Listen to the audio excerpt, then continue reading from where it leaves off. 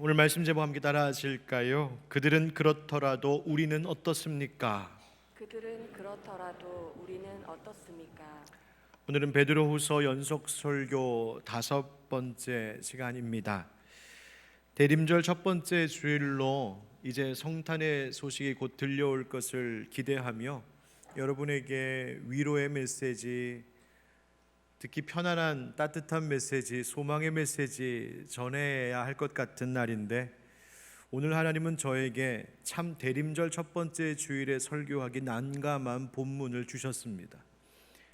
그것은 여전히 지난주에 더불어 거짓과 이단, 악인과 죄인들에 대한 이야기입니다. 그러나 이 말씀 붙들고 씨름하며 기도할 때 하나님 왜 우리에게 이 말씀 함께 나누게 하시는지, 또 그 하나님의 뜻과 계획을 알 수 있었습니다. 오늘 그 이야기를 좀 함께 나누면 좋겠습니다. 우리 교회가 후원하고 있는 기관 중에 미래목회전략연구소라고 하는 기관이 있는데요, 그 연구소는 뭘 하는 곳이냐면 미래학자들 그리고 목회자들이 함께 앞으로의 한국 교회와 한국 사회를 진단하고 또 예측해 보면서 우리 한국교회 또 목회가 어떠한 방향으로 가야 할 것인지를 연구하고 또 그런 좋은 길을 제시해 주는 참 귀한 사역을 하는 연구소입니다. 이 연구소의 최윤식 박사 미래학자가 2024년을 앞두고 책 한 권을 냈는데, 그 책의 제목이 참 희망찬 제목입니다. 2050년 한국교회 다시 일어선다라고 하는 제목이죠. 그런데 이 책의 처음 시작을 열어 읽어보면 희망적인 이야기가 아니라 사실은 오히려 읽는 이로 하여금 조금은 놀라게 그리고 우리를 두렵게 만드는 이야기로 첫 문을 열기 시작합니다. 그 첫 챕터의 소제목이 바로 이것인데요, 교회가 무너지면, 즉 이대로 가다가 교회가 무너지면 30년 후에 한국은 이단과 무신론자들의 나라가 됩니다 라고 하는 내용입니다. 이 책이 그렇게 과감하게 말할 수 있는 이유, 그 근거가 무엇일까? 그것은 정확한 통계 자료에 근거한 분석에 근거하고 있습니다. 먼저 2023년 4월 10일 갤럽이 발표한 조사 결과에 따르면 한국인은 세계 주요국 61개 나라의 국민들 가운데 비교해보면 참 우리나라 사람들이 종교적 성향이 짙을 것 같은데 오히려 매우 옅은 것으로 나타났다는 겁니다. 신이 존재한다고 믿는가라고 하는 질문에 다른 나라 합친 평균은 72%가 믿는다라고 대답한 것에 비해 우리나라 사람은 41%만 신이 있다고 믿는다라고 대답했습니다. 4, 5세계가 있다고 믿는가, 천국이 있다고 믿는가, 지옥이 있다고 믿는가라고 하는 이 질문에도 평균 대답한 그 응답수에 비해 거의 반토막 정도에 불과한 것이 우리나라 사람들의 대답이었습니다. 한국 기독교 목회자 협의회가 실시한 설문조사에 따르면 그렇다면 왜 당신은 종교를 갖지 않습니까? 라고 하는 질문에 어떤 결과가 나왔냐 하면 종교인에 대하여서, 믿는 사람들에 대해서 불신 또 실망했기 때문입니다 라고 하는 대답이 28.1%. 그런데 그것에 비해 놀랍게도 나는 아예 종교 자체에 관심이 없습니다 라고 답한 사람들의 수가 39.7%로 나왔습니다. 그러니까 사람들이 이제 시대가 변해갈수록 점점 종교심, 신앙을 갖는 그 신심이 사라져가고 있다는 것이죠. 그런 거 소용없다는 겁니다. 난 안 믿는다는 것이죠. 여러분, 우리나라 국민들은 종교를 가진 분들, 어떤 종교를 가장 많이 가지고 있을까? 2015년 통계청 자료에 근거하면 기독교 인구가 19.1%, 불교 15.04%, 천주교 7.68%, 기타 종교 3.89%. 그런데 충격적인 것은 나는 무신론입니다, 무교입니다 라고 하는 분이 몇 퍼센트예요? 54.29%. 반이 넘는 수가 나는 무종교, 무신론자입니다라는 거예요. 이게 2015년도 수치인데요, 2021년 조사에서는 61%, 2023년도 올해는 63.4%로 매년마다 나는 신을 믿지 않습니다, 나는 종교가 필요 없습니다라고 하는 사람들의 그 수가 늘어나고 있는 겁니다.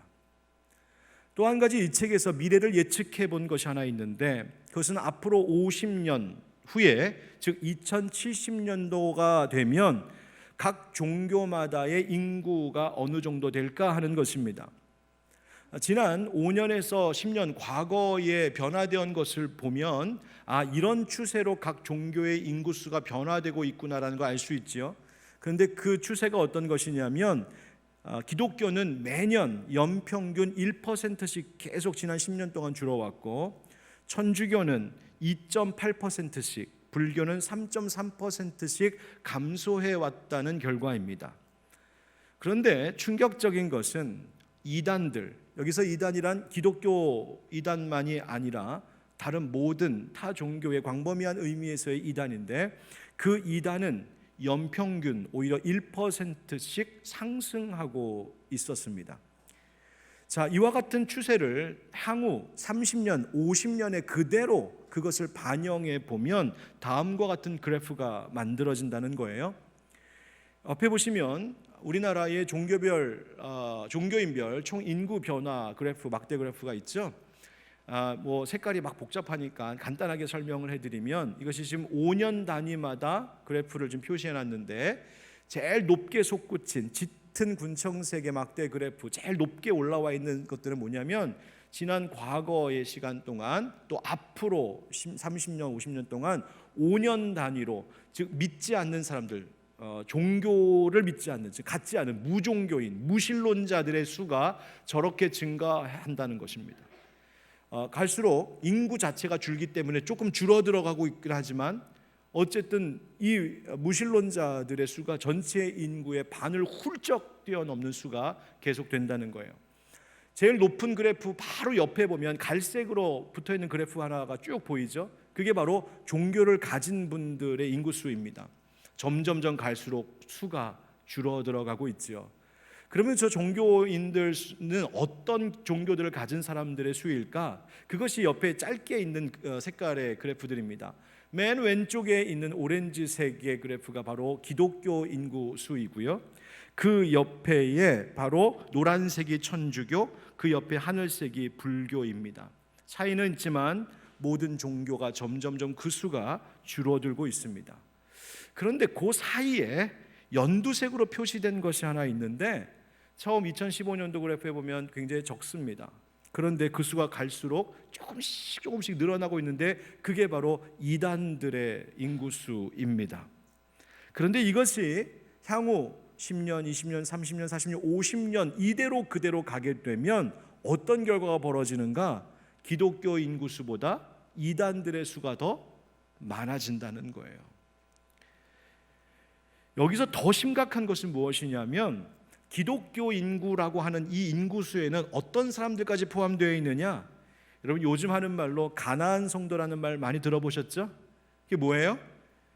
나는 기독교인, 그리스도인이라고 생각을 하지만 교회는 안 나가. 그러니까 안 나가를 거꾸로 해갖고 가나안이라고 하는 거거든요.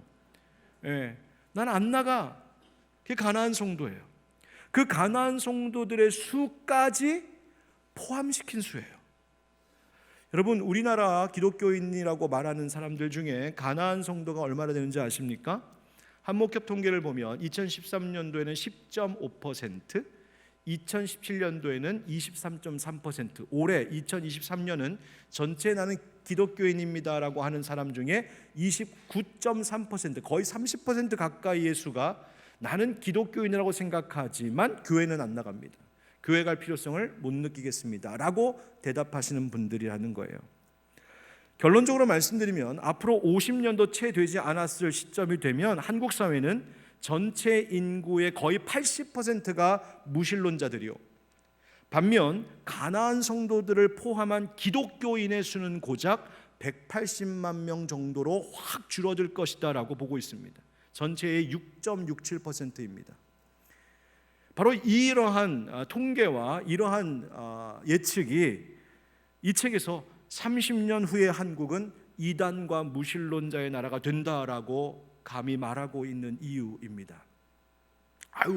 30년 후요? 50년 후요? 나는 그때 살아있지도 않을 것 같은데요? 나랑 상관없는데요? 여러분, 혹시 그렇게 생각하십니까? 여러분, 우리의 자녀들이 우리 나이가 되어 있을 때가 바로 30년 후입니다. 50년 후면 지금 태어나는 아이들이 이제 중년이 된 나이입니다. 먼 이야기라고요? 아니요. 여러분, 우리 하늘빛 광성교회가 이제 만 9년이 되어가고 있고요. 1년만 더 있으면 10년 됩니다. 그래서 요즘 성도님들하고 이런 얘기합니다. 벌써 우리 교회가 개척한 지가 10년이 가까이 되네요. 여러분, 그거 3번만 돌아가면 30년이 그냥 지나갑니다. 암울한 전망이죠. 예측 가능한 미래요. 불편한 현실이 바로 이것입니다. 여러분, 어떻게 생각하십니까? 자, 그런데 이 조사와 이 연구 결과에는 아주 결정적인 단서가 하나 붙습니다. 그 단서가 무엇이냐 하면 바로 이대로 가면입니다. 이대로 가면, 그래서 지금처럼 한국교회가 힘이 없고 위태로워지고 결국 한국교회가 무너지면 저것이 그냥 통계, 그래프, 예측, 분석 결과 수치에 머무는 것이 아니라 정말 우리의 현실이 되겠지만, 그러나 이제라도 우리가 고치고 바꾸고 새로워지면 2050년 내에 다시 한국교회는 부흥하게 될 것이라는 이야기입니다. 여러분, 이 연구 결과가 우리에게 말하는 것은 이제 한국교회 큰일 났습니다, 끝났습니다, 이제 셔터 내리고 다 집에 가십시오, 그 이야기 하려는 것이 아닙니다. 이제라도 우리 한국교회 그리스도인들이 정신 똑바로 차리고 이제라도 지켜야 할 것을 지키고 버릴 것 버리고 선택해야 될 것을 중요히 여겨 선택하고 개혁해야 할 것을 중요하게 여겨 개혁하면 우리의 미래는 얼마든지 달라질 수 있다는 이야기를 하려는 것입니다. 제가 지난 주일 오후에 우리 서리 집사님들 교육 때 우스갯말로 이런 질문했습니다. 여러분, 우리 집사님들 중에 30년 후에 우리 하늘빛 광성교회가 여기 이 땅에서 사라져 있기를 바라시는 분들은 한번 용기 내서 손을 들어보세요. 그때 다들 지금 여러분처럼 웃으면서 아무도 손 안 드시더라고요. 다 우리 30년 후에도 우리 교회가 여기 있었으면 좋겠다, 그 마음입니다. 여러분, 저도 마찬가지입니다. 제가 은퇴한 이후에도, 제가 하나님의 부르심을 받아 이 세상을 떠난 이후에도, 그때까지도 혹시 예수님이 다시 오시기 전이라고 한다면 그때라도 우리 하늘빛 광성교회는 여전히 계속해서 건강하고 바르게 이 땅 가운데 서 있으면서 그 미래 시대의 영혼을 구원하는 구원의 방주로서, 저들이 쉴 수 있는 영적 쉼터여 안식처로서, 그리고 영적 전쟁에서 승리할 수 있도록 도와주는 영적인 본부로서, 그렇게 우리 하늘빛 광성교회가 그 역할을 잘 감당하고 있기를 저는 간절히 원합니다. 뿐만 아니라 정말 초대교회, 요한계시록에 나오는 초대교회 7교회 중에 예수님께 칭찬만 받았던 서머나 교회, 빌라델비아 교회처럼 그렇게 우리 하늘빛 광성교회도 그때가 되었을 때에도 주님이 정말 칭찬하실 만한 교회로 서 있기를 저는 간절히 소망합니다. 저와 같은 마음이라고 저는 여러분들 믿습니다. 그런데 그러려면 어떻게 해야 될까요? 어차피 30년 후 50년 후니까 그때 살아갈 사람들한테 알아서 하라고 하세요. 전 모르겠습니다. 여러분, 그러시겠습니까? 이것이 여러분들의 자녀들의 문제이고 여러분들이 그렇게 예뻐하는 손주들의 문제인데도 말입니까? 여러분, 그들이 갈 교회가 없어서 방황한다면 어떻게 하시겠습니까? 그들이 교회인 줄 알고, 괜찮은 교회인 줄 알고 갔는데 온통 이단의 거짓과 헛된 것들만 가르치는 곳에 우리 아이들이 나도 모르게 끌려가 있다면 여러분, 어떻게 하시겠습니까? 여러분, 어떻게 하면 우리가 이 땅 가운데에 미래에도 우리 다음 세대들에게 정말 건강한 교회, 정말 하나님 기뻐하시는 교회를 그들에게 물려줄 수 있을까요?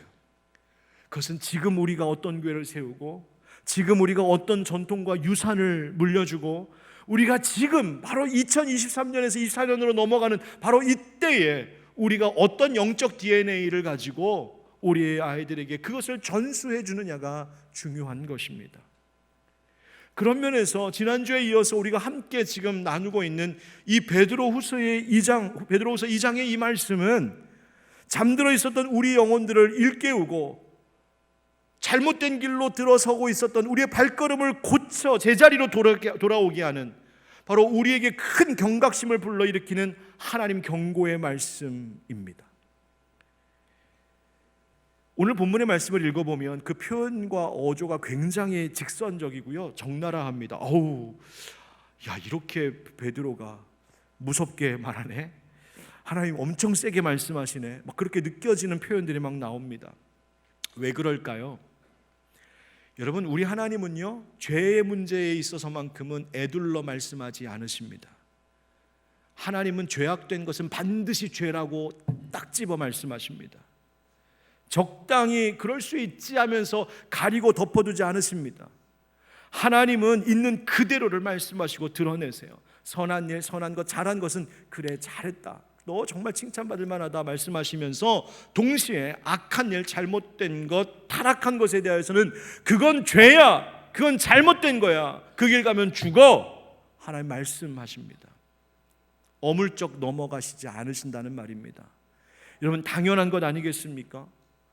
여러분, 만약에 여러분들의 자녀가 어디 놀러 갔는데 저쪽에 천길 낭떠러지 벼랑이 있는데 그거 모르고 막 달려가고 있다고 생각해 보세요. 부모가 지금 그것을 보고 있습니다. 여러분, 어떻게 하시겠어요? 그냥 뒤에서 얘야, 거기 가면 안 될걸? 거기 가면 물론 경치는 좋겠지만 거기 가면 좀 큰일 날 것 같은데 그래도 뭐 원하면 할 수 없고, 여러분 그러고 있으시겠습니까? 아니잖아요. 보는 순간 즉각 달려가면서 야, 안 돼! 졸던 분 깨셨어요? 안 돼. 너 글로 가면 큰일 나. 멈춰. 거기 가면 죽어. 거긴 낭떠러지야. 여러분, 소리쳐 막지 않으시겠어요? 바로 하나님께서 그거 말씀하고 계신 거예요. 하나님께서는 우리 한국교회가, 그리고 우리 하늘빛 광성교회와 속한 성도들이 우리의 이 믿음의 건강성을 위태롭게 하는 죄악의 정체가 무엇인지를 가르쳐 주시려고 날카롭고 깊숙하게 찔러 말씀하고 계신 거예요. 이유는 우리 지켜주시려고, 우리로 하여금 분별하라고, 올바른 믿음 갖고 건전한 믿음의 길 가라고 오늘 말씀하시는 거예요. 그래서 오늘 성경을 읽어보면 악인들의 정체를 낱낱이 드러내고 폭로하고 계십니다. 말씀하시는 거죠. 사랑하는 하늘빛 광성교회 성도들아, 내 자녀들아, 혹 세상에 나를 모르고 나를 대적하는 악인들은 그와 같은 길을 간다 할지라도 너희는 그러면 안 되지. 너희는 넘어가면 안 되지. 너희는 죄의 길에 빠지면 안 되지. 내 자식, 내 아들 예수를 십자가에 내어주고 건져낸 내 생명 같은 너희들인데, 너희들이 그 낭떠러지 떨어지는 건 나는 그 꼴 못 봐. 온몸으로 막을 거야. 내 손 받쳐 막을 거야. 주님 말씀하시는 것이 바로 오늘 그 이야기입니다. 그래서 오늘 본문에 근거하여 두 가지 질문을 오늘 마음에 좀 품고 가셨으면 좋겠다, 이 말씀을 드립니다. 첫 번째, 따라 하실까요? 무엇에 익숙해져 있습니까? 무엇에 익숙해져 있습니까? 오늘 12절에 보면 이런 표현이 나오지요. 그러나 이 사람들은 본래 잡혀 죽기 위하여 난 이성 없는 짐승 같아서 멸망을 당할 것이다. 이성 없는 짐승. 여러분, 바로 여기서 이 사람들이란 교회에 가만히 이단을 끌어들여오는 거짓 교사들, 악인들을 말하는 것인데, 성경은 그들을 이성 없는 짐승과 같다라고 말하고 있습니다. 이 말의 의미가 무엇이냐면 하나님의 형상을 잃어버린 자들을 이야기하는 것입니다. 하나님께서 우리를 지으실 때 그분의 거룩한 형상으로 만드셨어요. 그분과 소통할 수 있고 신령한 것들, 거룩한 것을 추구하며 사는 인생으로요. 그런데 그 죄가 우리 안에 들어와 우리를 타락시켜서 어떻게 했습니까? 하나님의 거룩한 자들, 하나님의 성품을 닮은 자들로 살아가야 될 우리가 그저 짐승처럼 그저 육신의 욕구만, 육체의 욕구만 따라가는 죄인들로 타락시켜 버렸다는 거예요. 바로 악인들의 탐욕과 음란함을 고발하고 있는 것이죠. 이어지는 13절 14절의 말씀, 불의의 값으로 불의를 당한다는 것은 자기가 행한 불의함으로 스스로 해를 입을 것이라는 말이고요. 낮에 즐기고 노는 것, 바로 이 땅에서 허랑방탕 흥청망청 사는 자들, 그것이 바로 티와 흠투성이의 인생이라고 말하고 있는 겁니다. 그리고 설명이 좀 필요한 말이 하나 나오지요. 13절 끝에 너희와 함께 연회할 때에 그들의 속임수로 즐기고 놀며, 여러분 여기서 연회가 뭘까? 성사학자들은 이 연회가 아마도 성도들의, 그리스도인들의 애찬식을 두고 하는 말일 것이라고 여깁니다. 즉, 이 거짓 교사들이 교회 안으로 들어와서 이 예배 때에 또 예배 후에 이 성찬, 애찬을 나누는데 애찬합시다라고 하는 핑계를 가지고 먹고 마시면서 자기들의 연회, 자기 파티를 즐겼다는 거예요.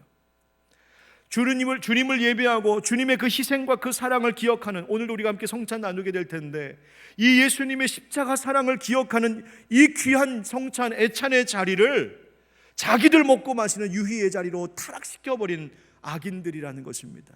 속여서 음심이 가득하다, 음란함의 죄를, 육체의 정욕을 끊임없이 찾아다니는 그 범죄가 멈추지 않고 있다. 굳세지 못한 영혼들을 유혹한다. 자기만 범죄하면 되는데 믿음이 연약한 자들까지 끌어들여서, 지난주에 제가 굉장히 전문적인 신학적 용어를 알려드렸죠. 물귀신 작전. 자기들만 빠지면 되는데 우리까지도 죄의 유혹에 빠지도록 끌어당기는 악한 이들이라는 거예요. 그러면서 정리하여 말하기를 이렇게 말합니다. 탐욕에 연단된 마음을 가진 자들이니 저주의 자식이라. 저주의 자식. 여러분, 입에 담기조차 무서운 말이죠. 도대체 어떻길래 이렇게 강하게 말씀하실까? 이유는 그들의 마음이 탐욕에 연단된 마음을 가졌기 때문이라는 거예요. 이 말의 의미는 무엇이냐면 그들의 마음이 탐욕에 익숙해졌다, 이런 뜻입니다. 여러분, 사람은 욕심이 올라올 때가 있습니다. 탐심이 올라올 때가 있습니다. 그런데 바로 하나님의 말씀 붙들고 기도하며 성령님 의지하여서 그것을 누르고 끊어버리고 벗어버리고 절제하는 것이 성도의 삶이죠. 그런데 이 사람들은 그 마음속에서 올라오는 탐욕을 그냥 내버려 두는 거예요. 하고 싶은 대로, 마음에만 품은 것이 아니라 내가 하고 싶은 대로 그렇게 행동으로 움직이고 산다는 거예요. 그러다 보니 어느덧 그 탐욕으로 생활하는 것이 익숙해져 있습니다. 탐욕을 쫓아 살아가는 것이 자연스러워졌어요. 악한 일을 행하고도 마음에 가책이 없습니다. 죄가 죄로 느껴지지 않은 영적 둔감함에 빠져버린 거예요. 오히려 그러다 보니 점점 더 죄악으로, 점점 더 탐욕으로 살아가게 되는, 바로 그러한 생활에 단련되어 있는 자들, 그들이 바로 저주의 자식이라 하나님께 말씀하시는 거예요. 여러분, 이제 묻겠습니다. 여러분들은 지난 한 해 동안 살아오시면서 무엇에 익숙해져 있으십니까?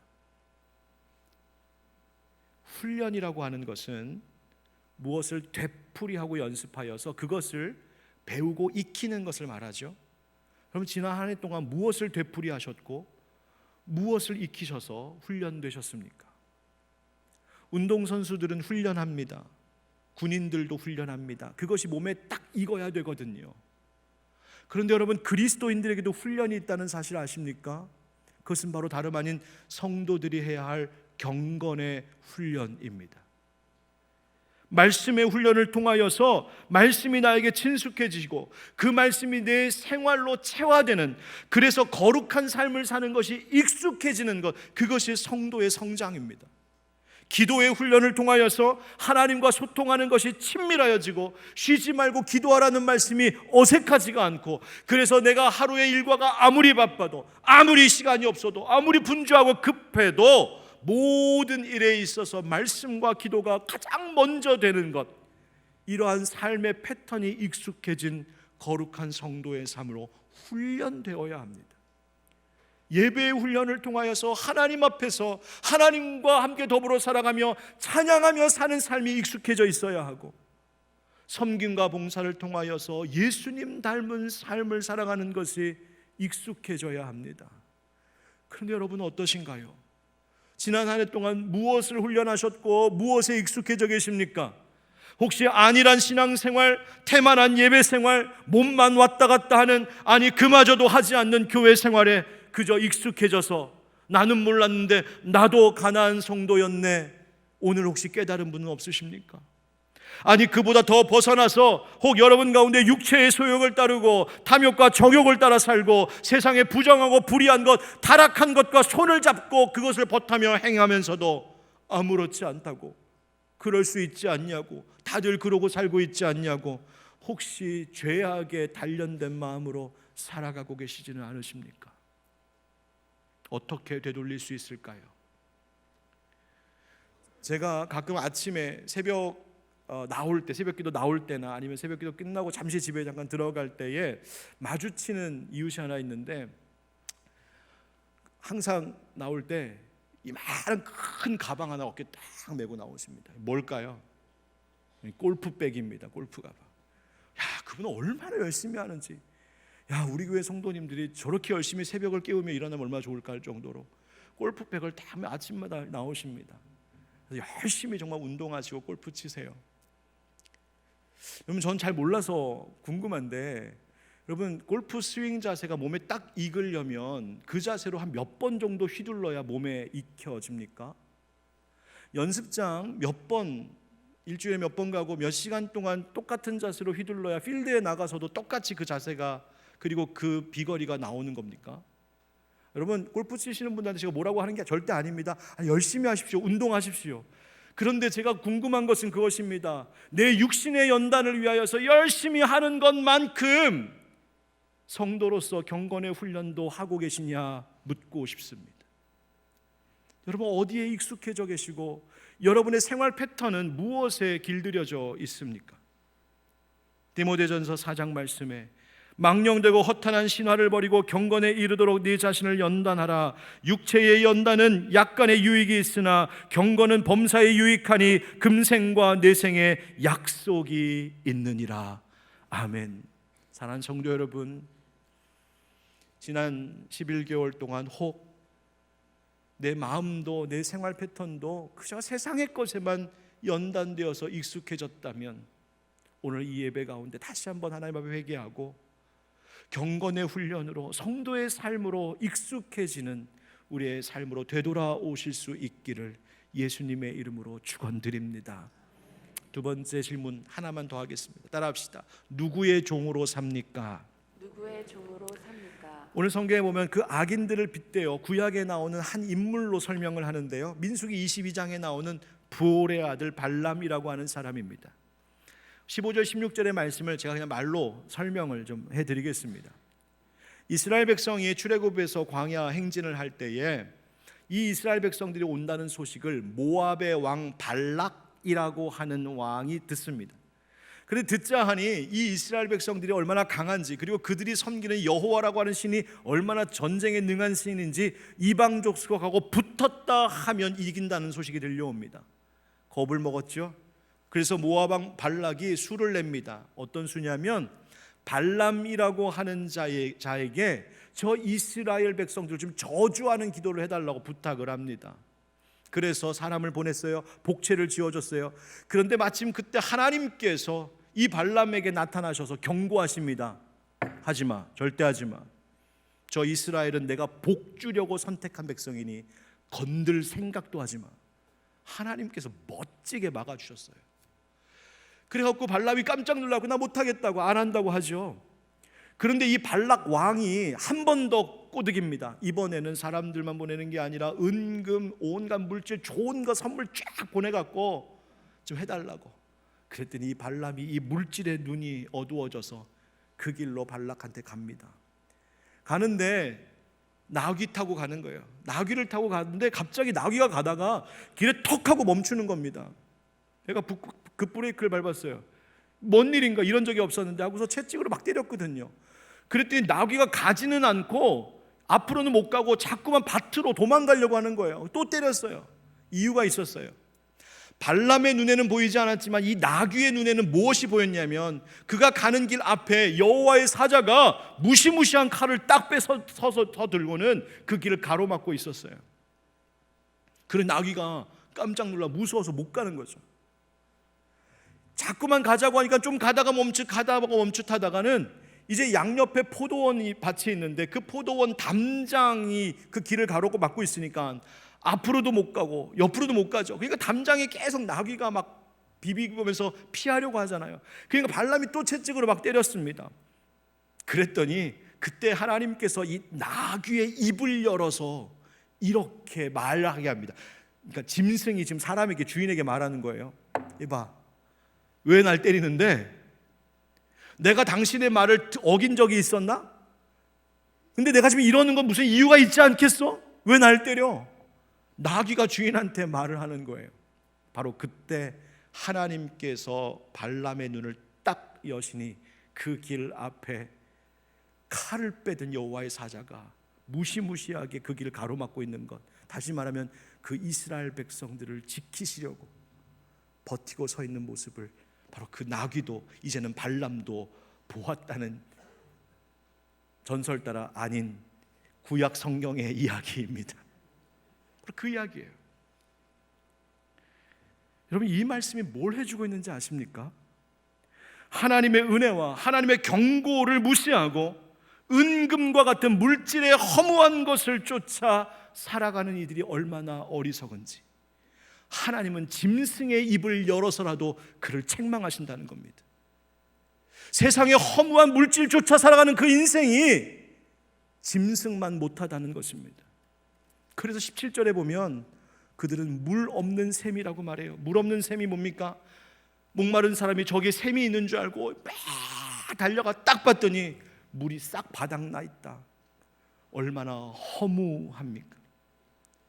안개가 가득한 때 광풍이 한번 싹 부니까 광풍으로 밀려가는 안개 싹 사라지고 맙니다. 얼마나 허무합니까? 세상의 물질 쫓아 살아가는 인생이 이렇게 허무하다고 말씀하시는 거예요. 어리석다고. 그러면서 19절에 이렇게 말씀하시죠. 우리 19절 다 같이 읽겠습니다. 시작. 그들에게 자유를 준다 하여도 자신들은 멸망의 종들이니 누구든지 진 자는 이긴 자의 종이 됨이라. 아멘. 자, 여기서 주목할 말이 무엇이냐면 자유라고 하는 말과 그 끝에 누구든지 진 자는 이긴 자의 종이 된다. 여러분, 전쟁이 있다 가정해 보세요. 근데 어느 한 나라가 졌어요. 그러면 그 이긴 나라의 속국이 되는 것이죠. 승자의 종이 패자가 종이 되는 겁니다. 그 얘기하는 것이죠. 저 멸망당할 악인들은 육체의 정욕에 싸우지 못하고 이기지 못하고 거기에 져서 이제 저들은 육체의 정욕의 종이 되었다, 죄의 종이 되었다. 그러니 함께 멸망하게 될 것, 그거 얘기하시는 거예요. 여러분은 여러분에게 있는 자유를 어떻게 사용하고 계십니까? 하나님이 우리에게 선택할 수 있는 자유의지를 주셨죠. 그것은 방종하라고 주신 것 아닙니다. 우리에게 있는 자유를 가지고 멸망의 종이 되는 길을 선택하지 말고 너희에게 있는 그 자유를 가지고 하나님의 거룩함을 따르는 주의 종으로 살아가기를 선택하며 살라고 자유의지를 주신 거예요. 내 인생 내 마음이죠. 내 스타일대로 사는 거죠. 내가 원하는 대로, 내가 생각하는 대로, 내가 좋은 대로 사는 거죠. 무슨 상관입니까? 여러분, 그것처럼 어리석은 말이 없습니다. 여러분은 여러분의 실력과 여러분의 판단과 여러분의 의지를 정말 그렇게 믿으실 수 있단 말입니까? 너무 과신하고 계신 것 아닌가요? 여러분, 우리는 흙으로 지음받은 존재입니다. 오늘 내가 숨을 쉬다가 그 숨만 딱 멈추면 우리는 그저 먼지처럼 재처럼 사라질 인생들입니다. 여러분, 우리는 죄 가운데서 태어난 자들입니다. 우리는 어리석은 죄인이요 죄의 종노릇하던 자들입니다. 그런 우리들을 살리시기 위하여서 우리 주 예수 그리스도 십자가에서 죽으시고 부활하셨고 우리가 새로운 피조물로 살아갈 수 있도록 영생의 복을 주신 우리는 하나님께 은혜 받은 자로 은혜로 살아가는 자들입니다. 그런 우리가 무엇을 자랑할 것 있다고, 그런 내가 무엇을 의지할 것이 내 안에 있다고 여러분, 우리 자신, 나 자신을 그렇게 과신하며 살고 계십니까? 우리에게 하나님 자유를 주시고 새 생명 주신 것은 다름이 아닌 바로 너희가 멸망당할 것의 종이 아닌 진짜로 이기신 분, 바로 우리 주 예수 그리스도의 종으로 살라고 우리에게 이 자유를 주신 것인 줄 믿습니다. 여러분, 올해 이제 12월 한 달 남았는데요, 잘 한번 생각해 보십시오. 나는 요즘에 무엇에 이끌려 살아가고 있는가? 나는 무엇을 추구하며 살고 있는가? 여러분, 제가요 한동안 너무 좋아했던 드라마가 최근에 끝났어요. 연인이라고. 제가 그걸 본방을 저는 한 번도 본 적이 없는데 이렇게 인터넷 보면 이렇게 요즘 짤방이라고 하죠. 한번 무심코 봤다가 제가 완전 쏙 빠져갖고 너무 재밌는 거예요. 근데 그게 끝나니까 좀 심심하더라고요. 제가 회개했어요. 남궁민이하고 그 여자 배우 이름 모르겠고 길채 내 주인이 되어 있었구나. 회개했어요. 여러분, 무엇에 관심 갖고 있을까? 내가 익숙해지고 내가 따르고 내가 바라고 내가 기다리는 것, 바로 그것이 우리의 주인이 되는 것입니다. 로마서 6장 말씀에 6장 6절 끝에 보니까 우리가 죄에게 종노릇하지 않게 하려고 예수님 십자가 지셨다고요. 13절에 또한 너희 지체를 불의의 무기로 죄에게 내주지 말고 오직 너희 자신을 죽은 자 가운데에서 다시 살아난 자 같이 하나님께 드리며 너희 지체를 의의 무기로 하나님께 드리라. 여러분, 하나님께 드려진 자들이 우리들입니다. 대림절 시작이 되었어요. 대림절 준비하면서 하나님 기도했습니다. 하나님, 이 한 달 동안, 대림절 기간 동안 우리 사랑하는 성도들과 무슨 이야기를 나누는 것이 좋을까요? 기도하던 중에 성령께서 제게 딱 떠오르게 하신 한 단어가 있습니다. 그것이 바로 여러분 위에 현수막에 써 있는 대망이라고 하는 단어입니다. 기대하고 소망한다 그 뜻이죠. 기다리고 바란다. 여러분, 지금 우리 주님께서 예배 자리 가운데 함께하고 계신 줄 믿습니다. 그런데 갑자기 여러분 옆에 쓱 오셔갖고 사랑하는 아들, 사랑하는 딸, 넌 내게 무엇을 바라니? 무슨 소원 들어줄까? 뭘 원해? 대뜸 물어보신다면 여러분 뭐라고 답하시겠습니까? 하나님, 건강 좀 주세요. 하나님, 돈도 좀 주세요. 하나님, 지혜도 좀 주시고요. 또 인생이 형통했으면 좋겠어요. 여러분 할 말 많으시죠? 예, 다 좋습니다. 그런데 여러분, 찬송가 342장에 보면 이런 가사가 있습니다. 1절에 너 시험을 당해 죄짓지 말고 너 용기를 다해 곧 물리치라. 너 시험을 이겨 새 힘을 얻고 주 예수를 믿어 늘 승리하라. 우리 구주의 힘과 그의 위로를 빌라. 주님 내 편에 서서 항상 도우시리. 아멘. 주님, 우리 힘 필요하다고 말하잖아요. 힘이 필요해요. 때로는 인생 살면서 위로도 필요해요. 누군가의 도움도 절실히 필요할 때가 있어요.